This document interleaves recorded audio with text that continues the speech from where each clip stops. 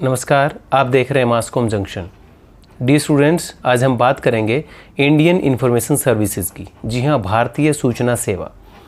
Indian information services क्या है, कैसे मीडिया के विद्यार्थी इंडियन इन्फॉर्मेशन सर्विसेज में करियर बना सकते हैं, किस प्रकार जॉब की तैयारी कर सकते हैं और चयन के बाद इंडियन इन्फॉर्मेशन सर्विसेज में बतौर सूचना अधिकारी उनकी क्या भूमिका रहती है। तो इन सब चीज़ों के बारे में विस्तार से बातचीत के लिए आज हमारे साथ जुड़े हैं डॉक्टर प्रेम कुमार, जो कि छत्तीसगढ़ के बिलासपुर में बतौर फील्ड पब्लिसिटी ऑफिसर कार्यरत हैं। उनकी ये सेवा central bureau of communication, information and broadcasting ministry, government of India के अंतर्गत आती है। डॉक्टर प्रेम कुमार जी ने हिसार स्थित गुरु Jambheshwar university of science and technology से मास कम्युनिकेशन में पीएचडी की उपाधि भी हासिल की है। प्रोफेसर विक्रम कौशिक जी के मार्गदर्शन में उन्होंने ये डिग्री हासिल की और वो निरंतर इस पद पर रहते हुए अपनी सेवाएं दे रहे हैं बतौर फील्ड पब्लिसिटी ऑफिसर। तो आइए इस बारे में विस्तार से हम जानते हैं डॉक्टर प्रेम कुमार जी से। तो इस खास सेगमेंट में हम स्वागत करते हैं डॉक्टर प्रेम कुमार जी का, जो कि फील्ड पब्लिसिटी ऑफिसर के तौर पर कार्यरत हैं बिलासपुर छत्तीसगढ़ में, जो इंफॉर्मेशन एंड ब्रॉडकास्टिंग मिनिस्ट्री के अंतर्गत आता है। तो उनसे हम बात करेंगे आज कि भारतीय सूचना सेवा जो है, इंडियन इंफॉर्मेशन सर्विसेज हैं, उसमें किस तरह के रोजगार के अवसर हैं, विशेष तौर पर जर्नलिज्म के विद्यार्थियों के लिए, और क्या उनको कार्य करना पड़ता है, नेचर ऑफ जॉब इस फील्ड में क्या रहती है, किस प्रकार की चुनौतियां हैं, इस परीक्षा की तैयारी के लिए वो क्या खास कौन सी किताबों की पढ़ाई करें, कैसे खुद को तैयार करें, इन्हीं सभी पहलुओं पर हम चर्चा करेंगे। नमस्कार डॉक्टर प्रेम कुमार जी। नमस्कार सर। सर, हमारे विद्यार्थियों को जो हमारे साथ जुड़े हुए हैं, काफ़ी विद्यार्थी चैनल पर जुड़े हुए हैं जो लगातार देखते हैं, और एकेडमिक पर्पज से हम ये इंटरव्यू आपका कर रहे हैं ताकि बच्चों का मार्गदर्शन हो। तो सर, मैं जानना चाहूँगा सबसे पहले हमारे बच्चों के लिए कि सर ये इंडियन इंफॉर्मेशन सर्विसेज आखिर है क्या?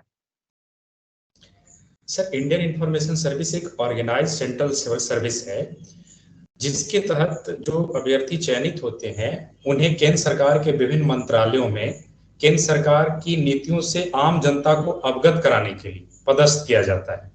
जैसे मैं फील्ड पब्लिसिटी ऑफिसर, जैसे आपने मेरे बारे में बताया, मेरी ये जिम्मेदारी है कि केंद्र सरकार की योजनाओं के बारे में हम अपने अधीनस्थ जिलों में, जैसे मैं बिलासपुर के क्षेत्रीय प्रचार अधिकारी के बतौर कार्यरत हूँ यहाँ पे, तो इस डिवीजन में जो भी जिले आते हैं वहां पे केंद्र सरकार की योजनाओं को ज्यादा से ज्यादा लोगों तक प्रसारित करूंगा। इसी प्रकार से इंडियन इंफॉर्मेशन सर्विस का कोई अधिकारी दूरदर्शन में पोस्टेड है, इंडियन इंफॉर्मेशन सर्विस के कोई अधिकारी जो रीजनल न्यूज यूनिट्स होते हैं और डीडी न्यूज जो है, या ऑल इंडिया रेडियो का जो रीजनल न्यूज यूनिट है, और या जो उसका मुख्य समाचार एकांश है, उन सभी जगहों पे इंडियन इंफॉर्मेशन सर्विस के अधिकारियों की ही पदस्थापना की जाती है। इसके अलावा देश के विभिन्न मंत्रालयों में इंडियन इंफॉर्मेशन सर्विस के अधिकारी जो होते हैं वो प्रवक्ता के बतौर पदस्थ किए जाते हैं। इसके अलावा भी जो बहुत सारी केंद्र सरकार की एजेंसियां हैं, जैसे सीएजी है, इलेक्शन कमीशन ऑफ इंडिया है, सीबीआई है, सीआरपीएफ है, बीएसएफ है, ये यहाँ तक कि भारतीय सेना में भी जो डीपीआर और डिफेंस होते हैं, उन पदों पे भी भारतीय सूचना सेवा के अधिकारियों की पदस्थापना की जाती है। ये बिल्कुल ऑर्गेनाइज्ड सेंट्रल सर्विस है, एग्जीक्यूटिव ब्रांच इसको कह सकते हैं आप, केंद्र सरकार का जो अलग अलग सर्विसेज है, ऑर्गेनाइज सिविल सर्विस, उसका एक अंग है इंडियन इंफॉर्मेशन सर्विस। इस सर्विस की शुरुआत जो है 1960 में सेंट्रल इंफॉर्मेशन सर्विस के रूप में की गई थी, 1 मार्च 1960 को। उसके बाद इसको इंडियन इंफॉर्मेशन सर्विस के नाम से जाना गया। इंडियन इंफॉर्मेशन सर्विस, जैसा नाम से ही स्पष्ट है कि ये सूचना सेवा है, जो केंद्र सरकार की सूचनाएं हैं उसको आम जनता तक पहुंचाने के लिए इसके अधिकारी काम करते हैं। और जैसे मैं अभी यहाँ पे मेरी पोस्टिंग जो है सेंट्रल ब्यूरो ऑफ कम्युनिकेशन, जिसको पहले ब्यूरो ऑफ आउटरीच कम्युनिकेशन, उससे पहले DABP, directorate of audio visual publicity के नाम से जाना जाता था, उसमें अभी हाल में केंद्र सरकार ने जो 3 अलग अलग सूचना प्रसारण मंत्रालय में बहुत सारे विंग हैं, जिसको इंडियन इंफॉर्मेशन सर्विस के ऑफिसर्स ही हेड करते हैं, लीड करते हैं, जो सीनियर पद होते हैं उनके हिसाब से। तो पहले डीएबीपी जो केंद्र सरकार के विज्ञापन तय करने का काम करती थी, और एक और यूनिट काम करती थी DFP, directorate of field publicity, जिसका काम था केंद्र सरकार के योजनाओं का प्रचार प्रसार करना, गीत संगीत के माध्यम से, लोगों से जुड़ना, नुक्कड़ नाटक आदि के माध्यम से। और एक था फोटो डिवीजन। इन तीनों यूनिटों को एक करके केंद्र सरकार ने ब्यूरो ऑफ आउटरीच कम्युनिकेशन बनाया था।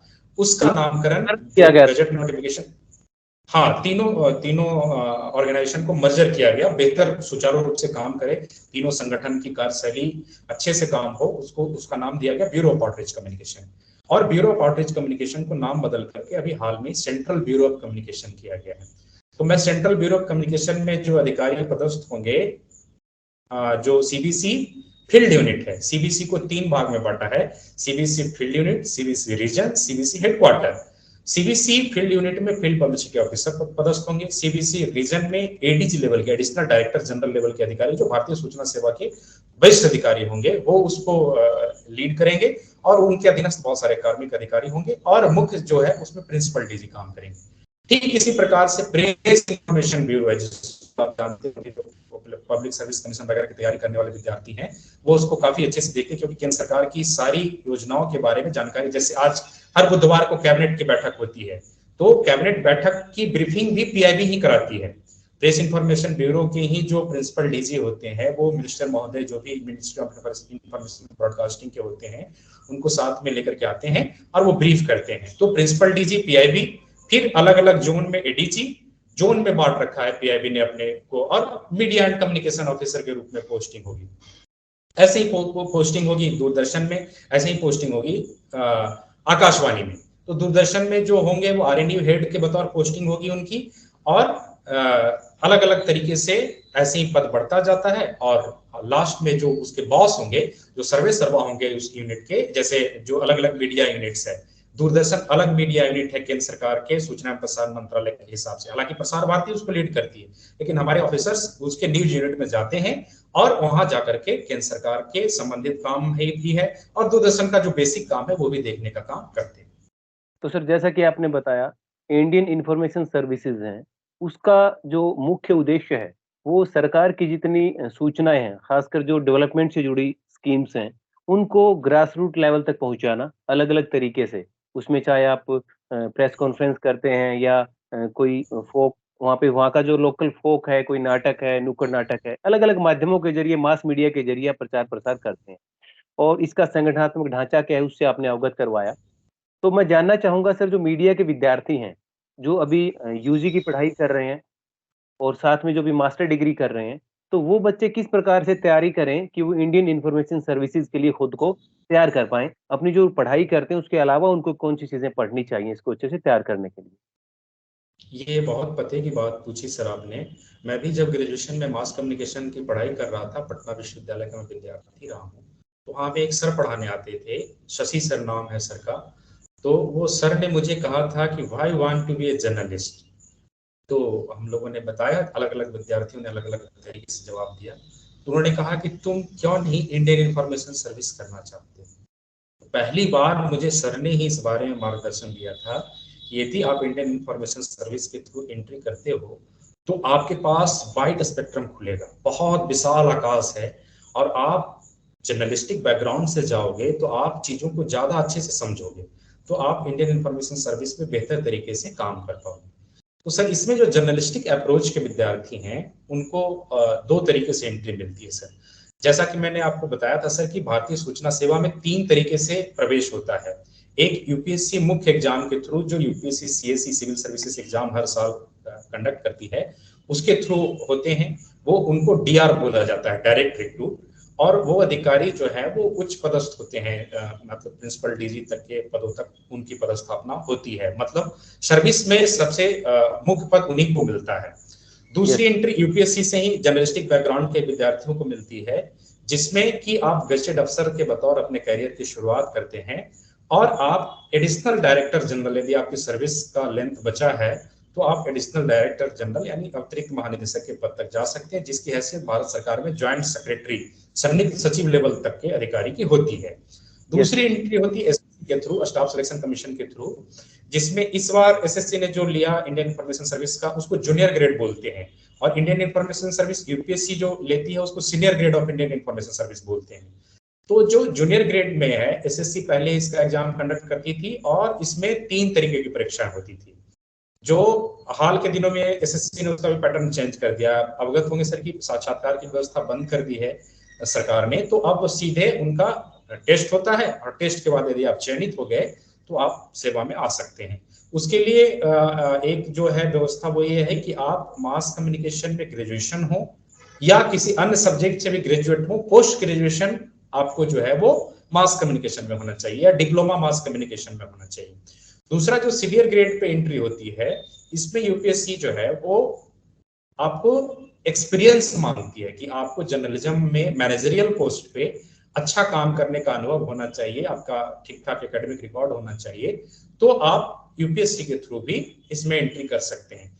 इस सर्विस में और उस सर्विस में फर्क यह है कि आप डे फर्स्ट से आप गजेटेड अफसर होते हो और आपके पास बहुत सारे जो गजेटेड ऑफिसर्स की सुविधाएं होती है वो आपको उपलब्ध होती है। एसएससी के थ्रू जो आते हैं विद्यार्थी, वो भी उनको भी आगे चल करके पहला प्रमोशन उनका जो होगा वो जो यूपीएससी से आए हैं कैंडिडेट उनके बराबर होगा। और यूपीएससी से जो सीनियर ग्रेड से जाएंगे कैंडिडेट, वो एक ही प्रमोशन में जो यूपीएससी डीआर है, डायरेक्ट रिक्रूट है, उनके समकक्ष हो जाते हैं। उसके बाद फिर उनका जो पदानुक्रम होता है वैसे ही जैसे एसएससी से जो आएगा वो आईए होगा, जो यूपीएससी सीनियर ग्रेड से आ रहा है वो एमसीओ होगा, एमएनसीओ मीडिया एंड कम्युनिकेशन ऑफिसर होगा, फील्ड पब्लिसिटी ऑफिसर होगा, ऐसे करके इनके पद होते हैं। उसके बाद पहला जो प्रमोशन होता है वो असिस्टेंट डायरेक्टर के बतौर होता है।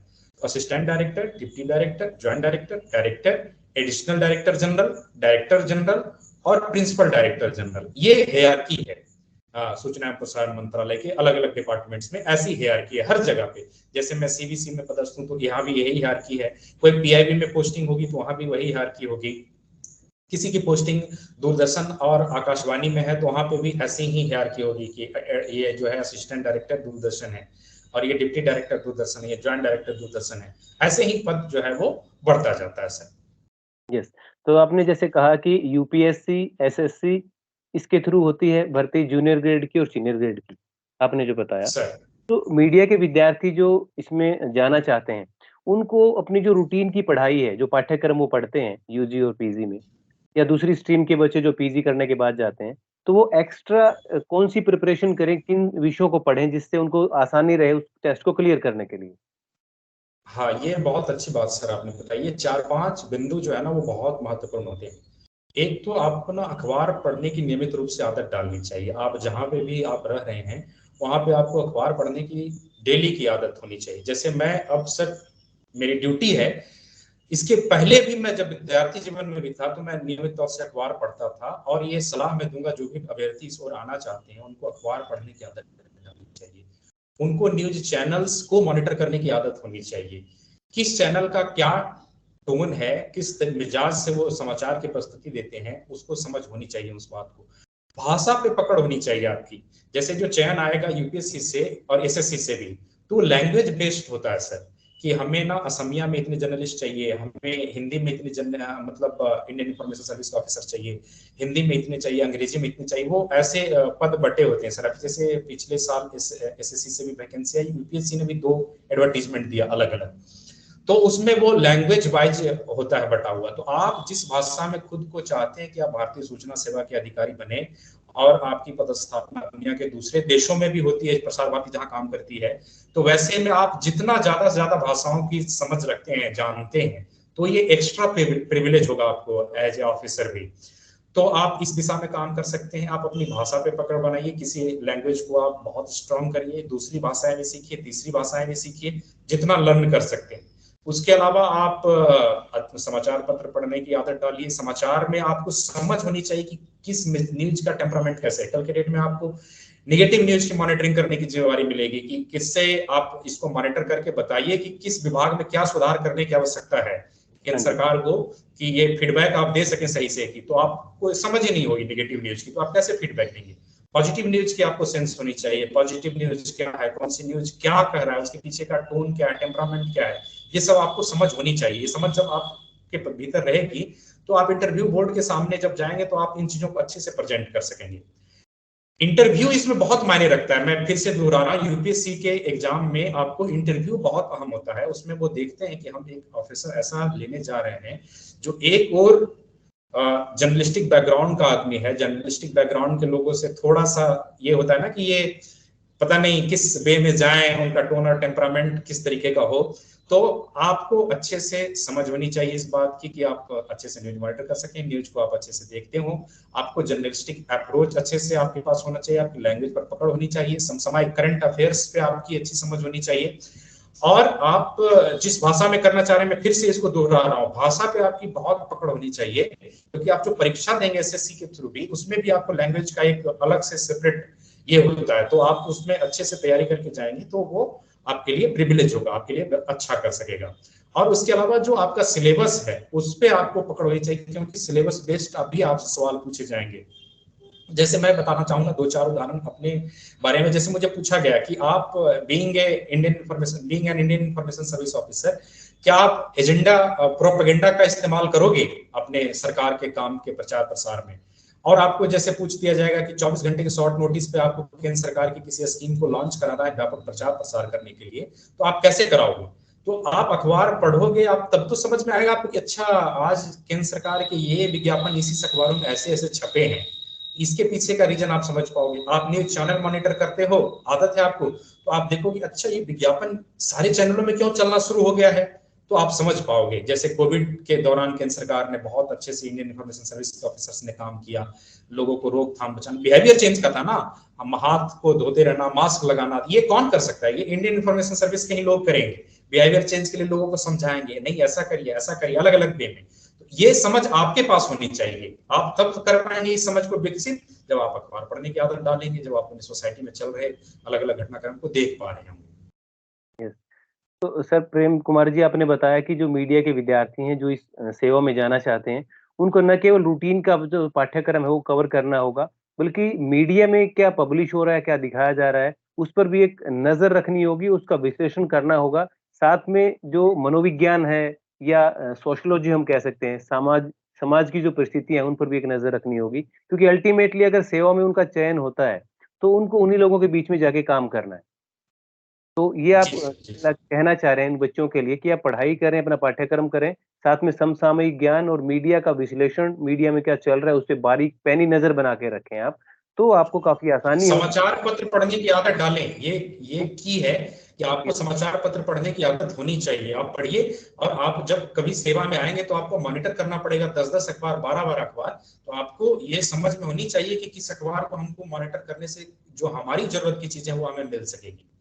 मतलब कंपैरेटिव एनालिसिस भी उसको करना पड़ेगा कि कौन से मीडिया में, प्रिंट मीडिया में क्या आ रहा है, इलेक्ट्रॉनिक मीडिया में क्या आ रहा है, कौन सा अखबार किस खबर को किस तरीके से प्रस्तुत कर रहा है, वो तभी कर पाएँगे क्योंकि सरकार को रिपोर्ट भी करना होता है एज़ एन ऑफिसर, जैसा कि आपने बताया, मॉनिटरिंग करेंगे तो आप। जैसे पीआईबी का जो ऑफिसर है, उनकी सुबह सुबह ये ड्यूटी है कि वो फीडबैक दें, फीडबैक यस, देते हैं वो कि इसमें ना केंद्र सरकार की इस खबर से ऐसे इमेज पे असर पड़ता है, तो उस पे एनालाइज करके कंसर्न मिनिस्ट्री को जवाब देना पड़ता है, ये यस, ऐसा क्यों हो रहा है, और उस पर काम होता है। क्योंकि आपके दिए हुए रिपोर्ट से सरकार सतर्क होती है और फिर अच्छा काम करने के लिए प्रेरित होती है। यस। तो सर जैसा कि आपने बताया कि जिन विद्यार्थियों ने जर्नलिज़्म में यूजी किया हो या यूजी किसी भी स्ट्रीम में करने के बाद जर्नलिज़्म में पोस्ट ग्रेजुएशन किया हो, तो जो और बच्चे पीजी दूसरी डिप्लोमा भी किया सर, डिप्लोमा भी सर, डिप्लोमा भी, डिप्लोमा पीजी और डिप्लोमा, मास्टर डिग्री दोनों।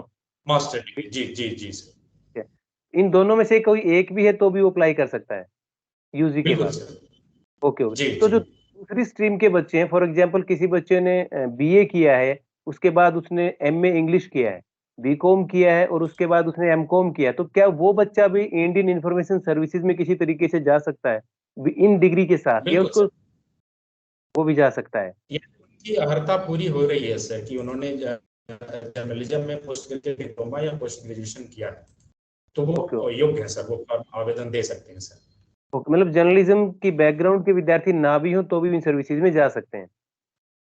नहीं, पोस्ट ग्रेजुएशन तो करना पड़ेगा ना सर, पोस्ट ग्रेजुएशन अब या पोस्ट ग्रेजुएशन डिप्लोमा करना पड़ेगा। यस, ग्रेजुएशन नहीं, मास कम्युनिकेशन चल जाएगा, लेकिन पोस्ट ग्रेजुएशन या पोस्ट ग्रेजुएशन डिप्लोमा ये यस, करना पड़ेगा सर। पोस्ट ग्रेजुएशन मतलब 2 साल का कोर्स एमए का, या यस, डिप्लोमा 1 साल का करना पड़ता है सर। जैसे आईआईएमसी जो डिग्री देती है, Indian institute of mass yes. Communication, उसके थ्रू जा सकते हैं सर। जी सर। क्योंकि ये सवाल मैंने इसलिए पूछा कि बहुत से विद्यार्थियों के सवाल रहते हैं कि सर मैंने जर्नलिज्म बैकग्राउंड से नहीं किया है, लेकिन मैं इंडियन इंफॉर्मेशन सर्विसेज में जाना चाहता हूँ, तो क्या मैं जा सकता हूँ? तो उन विद्यार्थियों के लिए सवाल था सर। तो निश्चित रूप से जी उनको सर। इसका जवाब मिल गया होगा। और जी इसमें कोई ऐसा भी रहता है कि अगर डिप्लोमा कोई बच्चा डिस्टेंस से करता है, रेगुलर करता है, तो उसका कुछ रहता है, या डिस्टेंस से करने वाला बच्चा भी एलिजिबल रहता है? अब वो देखना पड़ता है सर कि वो डिस्टेंस एजुकेशन की मान्यता है कि नहीं। कई विश्वविद्यालयों में समस्या होती है, डिस्टेंस एजुकेशन की मान्यता नहीं। यदि वो यूजीसी के नॉर्म्स को फुलफिल करता है कोई भी डिस्टेंस एजुकेशन चलाने वाला विश्वविद्यालय, तो वो सर योग्य है सर, वो भर सकता है सर, आवेदन कर सकता है। तो जैसा कि आपने बताया सर कि सूचना सेवा में रहते हुए आपको बाहर भी अब्रॉड में एक पोस्टिंग मिलती है, तो वहाँ पे किस तरह की वर्किंग रहती है? जैसे देश में तो आपने बताया कि आप जितनी भी डेवलपमेंट की स्कीम्स हैं उनको ग्रास रूट लेवल तक पहुँचाते हैं, उनका प्रचार प्रसार करते हैं अलग-अलग माध्यमों के ज़रिए। तो जो विदेश में आप जाते हैं, वहाँ क्या भूमिका रहती है वहाँ पे आपको? और सर पहले मैं एक बात बताना चाहूंगा कि ये एडमिनिस्ट्रेटिव काम करते हैं आप। ऐसा नहीं कि सिर्फ आप प्रचार प्रसार करने का ही काम करते हैं, आपके पास फाइनेंशियल भी पावर आते हैं चल करके, और आपके पास एडमिनिस्ट्रेटिव पावर भी होते हैं। तो जी, एक और तो आप सरकार की नीतियों का प्रचार प्रसार करते हैं, सरकार की जो योजनाएं हैं उस तक प्रेस तक पहुंचाते हैं, बातचीत करते हैं।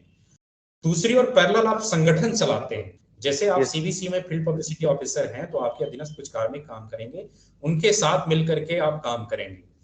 और उसके अलावा आप बहुत ही मतलब चैलेंजिंग भी है और इंटरेस्टिंग भी है। आपकी हुँ, किसी मिनिस्ट्री में as a DPO, department publicity officer posting होगी, आप किसी मिनिस्ट्री के लिए मीडिया एंड कम्युनिकेशन ऑफिसर के बतौर काम करेंगे, वहां आपका रोल चेंज हो जाएगा। लेकिन फिर आप दूरदर्शन या ऑल इंडिया रेडियो में आप आरएनयू हेड बन के आएंगे, तो वहां आपकी जिम्मेवारी, रोल एंड रिस्पॉन्सिबिलिटी अलग हो जाएगी। आप पैरेलल मतलब पत्रकारिता करेंगे, विशुद्ध रूप से आप पत्रकारिता करेंगे, यस, और यस, जो प्रसार भारती के नॉर्म्स है उसके हिसाब से आप पत्रकारिता करेंगे। और उसके अलावा आप प्रशासनिक काम देखेंगे, फाइनेंशियल काम देखेंगे आप बहुत सारे। जैसे प्रसार भारती में कैजुअल वर्कर कितने आने चाहिए, उनकी ड्यूटी कैसे लगाई जानी चाहिए, जो कैजुअल अनाउंसर है वो कैसे आएगा, उसकी ड्यूटी कैसे लगनी चाहिए, उसका पेमेंट कैसे होगा, व्हीकल्स चलते हैं। ये बड़ा इंटरेस्टिंग है सर। एक तरीके से इंडियन इन्फॉर्मेशन सर्विस को आप देखें तो बहुत मोनोटोनी वाला जॉब नहीं है दूसरे सर्विसेज की तरह। जैसे आपकी आपकी डाइवर्सिटी है भूमिका अलग अलग मिनिस्ट्री में, आपकी भूमिका मतलब अलग ये कि अलग। बदलती रहती है, और इसमें ग्रूमिंग होती है, आप तराशे जाते हैं जो अधिकारी होते हैं सारे। हाँ, अलग अलग जगहों पे आपकी पदस्थापना होती है और चैलेंज आपके लिए अलग अलग बदलता है, मोनोटोनी नहीं है। इसी में यस, है कि आप जब प्रमोट होते हैं, डिप्टी डायरेक्टर आप बन जाते हैं या ज्वाइंट डायरेक्टर आप होते हैं, तो सूचना एवं प्रसारण मंत्रालय की जो प्रसार भारती है, जो ऑटोनॉमस इकाई है, वो अलग अलग जगहों पे उसकी बॉडीज काम कर रही है। अमेरिका में पोस्टिंग है, दुबई में पोस्टिंग है, नेपाल में काठमांडू में पोस्टिंग है, श्रीलंका में पोस्टिंग है। तो ये सब पोस्टिंग पे आप ही जाएंगे। और उसके बाद वहां पे जैसे जो फॉरेन सर्विस में काम करते हैं, उनके साथ जुड़ करके आप एक तरीके से आप राजनयिक समझ लें अपने आप को। राजनयिक नहीं पर राजनयिक के रूप में रह करके आप, आपको उस हिसाब का दर्जा हो जाएगा। आप अच्छे से वहां से अपनी रिपोर्टिंग करेंगे और आपकी रिपोर्ट जो है वहां से चलेगी। विदेश में जैसे संवाददाताओं का जो प्रचलन है, आप एक तरीके से विदेश संवाददाता हो जाएंगे। Yes, yes. तो सर डॉक्टर प्रेम जी, आपने सूचना सेवा का जो हमारा विभाग है, इंडियन इन्फॉर्मेशन सर्विसेज है, उसका ऑर्गेनाइजेशनल स्ट्रक्चर जो है, संगठनात्मक ढांचा है, उसके बारे में बड़ा विस्तार से बताया। तो विद्यार्थी कैसे इस सेवा में जा सकते हैं, वो आपने बताया, कैसे तैयारी करें और क्या एक भूमिका रहती है जो सूचना सेवा का अधिकारी रहता है। तो आपने बताया कि अलग-अलग तरह का कार्य है, चैलेंजिंग भी है, नई चीज़ें सीखने को मिलती हैं, ग्रूमिंग भी होती है क्योंकि अलग-अलग तरह का काम करना पड़ता है। जैसे अक्सर हम समझते हैं कि ऑफ़िसर की जॉब 9 टू 5 होती है, तो वैसा नहीं है। आपको अलग-अलग जगह जाके अपने आप को परफ़ॉर्म करना पड़ता है आपको। कभी आप जर्नलिस्ट की भूमिका में हैं, कभी आप पीआरओ की भूमिका में हैं, कभी आप एक एडमिनिस्ट्रेटर की भूमिका में हैं। प्रशासनिक विभाग आप सँभाल रहे होते हैं। तो बहुत ही इस तरह से पर्सनैलिटी जो आपकी ओवरऑल काफ़ी ग्रूमिंग होती है, और ये बड़ा अच्छा रहेगा अगर इसमें मीडिया के विद्यार्थी इसमें करियर बनाते हैं, तो उनके लिए काफ़ी, मुझे जो लगा आपसे बातचीत करके, कि काफ़ी एक तरह से एडवेंचरस जॉब भी है, नई चीज़ें आप सीखते हैं और क्रिएटिव भी है क्योंकि आप चीज़ें प्लान करते हैं, आप कोई कैंपेन डिज़ाइन करते हैं, तो क्रिएटिव भी है और वहाँ पे मौके भी आपको काफ़ी हैं। तो बहुत-बहुत धन्यवाद प्लस सर। रिप्रेजेंटेशन के लिए सरकार का रिप्रेजेंटेशन आप करते हैं, जहां भी आप जाते हैं आप सरकार के अधिकृत प्रवक्ता के बतौर बात रखते हैं अपनी। ये अपने आप में बहुत बड़ी बात है। आप, आपके द्वारा लिखे गए प्रेस नोट को, आपके द्वारा जारी किए गए प्रेस नोट को प्रधानमंत्री जी शेयर करते हैं, राष्ट्रपति जी शेयर करते हैं, राष्ट्रपति महोदय का आप प्रेस सेक्रेटरी हो सकते हैं। तो यह बहुत गौरव की अनुभूति कराने वाला होता है कई बार। और जब प्रधानमंत्री जी दौरे पे जाएंगे विदेश, तो आप कवरेज के लिए उनके साथ जा सकते हैं। या जिस मिनिस्ट्री में आप पोस्टेड हैं बतौर डीपीओ डिपार्टमेंट पब्लिसिटी ऑफिसर या मीडिया एंड कम्युनिकेशन ऑफिसर, तो कंसर्न मिनिस्टर यदि विदेश दौरे पे जा रहे हैं तो आप उनके साथ जाते हैं, आप वहां से बाकी के मीडिया के साथियों को बताते हैं, जो उस बीट को देख रहा पत्रकार होता है आप उसको उससे अवगत कराते हैं, उस बीट पे जो पत्रकार काम कर रहा है आप उसको पर्ची नहीं अलाउ करेंगे, आप उसको मतलब पहचान पत्र नहीं जारी करवाएंगे तो उनको वहां पे प्रवेश नहीं मिलेगा उस बिल्डिंग में, सीआईएसएफ के लोग रोक देंगे, आपकी अनुमति से ही मीडिया के साथियों को वहां पे अनुमति मिलती है जाने की। ऐसे बहुत सारी चीजें हैं। आप अखबार का सर्कुलेशन वेरीफाई करते हैं, प्रेस इंफॉर्मेशन ब्यूरो में जब आप आते हैं, आप तय करते हैं कि किस अखबार को कितना विज्ञापन दिया जाना चाहिए, तो बहुत चैलेंजिंग। और इसके अलावा भी आप चूंकि ऑर्गेनाइज सेंट्रल सिविल सर्विस में होते हैं तो किसी और मिनिस्ट्री में आप डेपुटेशन पे जा सकते हैं, सेंट्रल गवर्नमेंट में किसी मिनिस्ट्री में डेपुटेशन पे आप जा सकते हैं, असिस्टेंट सेक्रेटरी हो सकते हैं, डिप्टी सेक्रेटरी हो सकते हैं, ज्वाइंट सेक्रेटरी हो सकते हैं, एडिशनल सेक्रेटरी हो सकते हैं। ऐसे बहुत सारे पद, जो कि ज्वाइंट सेक्रेटरी का पद बहुत महत्वपूर्ण माना जाता है किसी मिनिस्ट्री में, तो ज्वाइंट सेक्रेटरी कोई अधिकारी हो जाता है तो उसके लिए आपका एम्पैनलमेंट हो जाता है तो आप ज्वाइंट सेक्रेटरी के पद जा सकते हैं। डॉक्टर प्रेम कुमार जी, आपका बहुत बहुत धन्यवाद हमारे साथ जुड़ने के लिए। और मैं उम्मीद करता हूं कि जो विद्यार्थी, जो देश भर के विद्यार्थी हैं और दूसरे देश के विद्यार्थी भी इस चैनल से जुड़े हुए देखते हैं इसको, तो निश्चित रूप से उनको फायदा होगा और वो समझेंगे कि भारतीय सूचना सेवा क्या है, कैसे वो इसमें प्रवेश कर सकते हैं, और उनका चयन भी होता है तो उसके बाद वो कैसे अपनी भूमिका निभा सकते हैं। इस जॉब का इतना आकर्षण क्यों है वो भी आपने बताया कि कितनी चुनौतियां हैं और कई बार गौरवान्वित महसूस करते हैं आपको काम करते हुए। तो ये सारी चीजें उनको प्रेरित करेंगी इस सर्विस में आने के लिए, और निश्चित रूप से आपका जो संदेश है वो उनके लिए काफी मोटिवेशनल रहेगा। मास्कॉम जंक्शन की ओर से आपका धन्यवाद। बहुत बहुत धन्यवाद सर। धन्यवाद सर। विद्यार्थी ज्यादा से ज्यादा लाभान्वित हों और इस सेवा के बारे में जानें, अच्छी सेवा दें, इस सेवा में आए, भारत सरकार में अच्छी सेवाएं दें, अच्छा सूचना सेवी बने। इसी कामना के साथ सर मैं आपका बहुत बहुत आभार प्रकट करता हूँ sir. Thank you very much sir.